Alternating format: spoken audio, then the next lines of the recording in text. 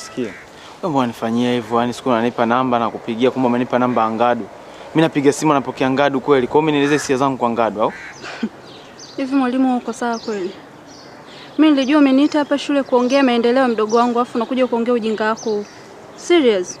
Mdogo wako tushamaliza. Mimi nimekuita kwa lengo hilo hapo. Wewe ningekuambia na kuita nikutongoza ungekuja wewe.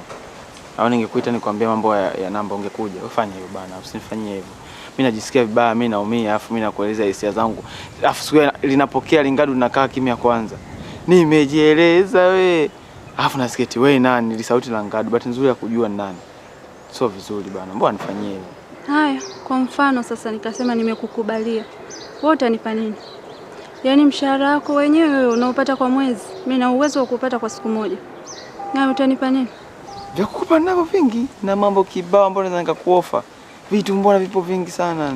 Nitajie vitu vitatu tu ambavyo unaweza ukanipa. Cha kwanza nina roho nzuri.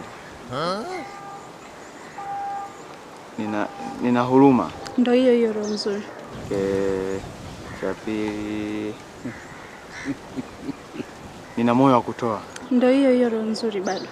Vipo tu vingi mbona naweza nikakuofa. Mimi nakupenda sana bwana. Tukianza kuvihesabu viishi. Tuanze kuvihesabu hapa viishi. Mimi nakupenda sana bwana. Usinifanyie hivyo, wewe nielewe tu.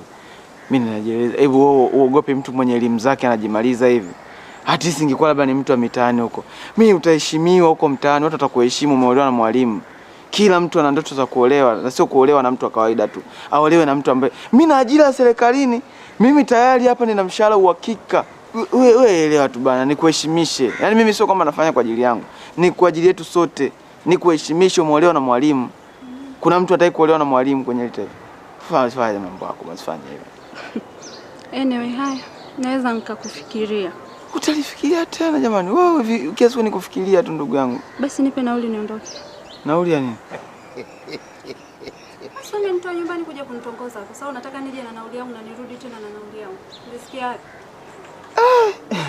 Kwa hiyo maana singe kutongoza ungerudi na nini sasa? Ndio ushanitongoza sasa.